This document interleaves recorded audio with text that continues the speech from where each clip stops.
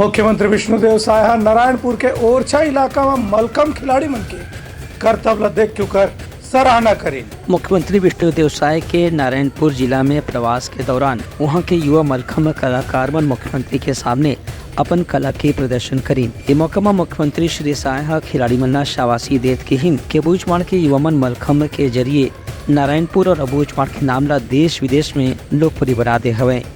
मुख्यमंत्री यकीन की मलखम खिलाड़ी मन अबूझमाड़ के नाम ला खेल प्रतिभा के बल पर देश विदेश में रोशन करे हैं।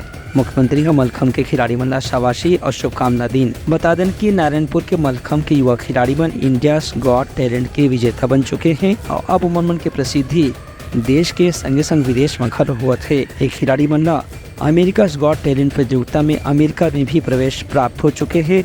जल्द ही ये टीम के खिलाड़ी मन अमेरिका के टीवी शो में भी अपन प्रतिभा के प्रदर्शन करी। ब्यूरो रिपोर्ट उत्तलंघा न्यूज।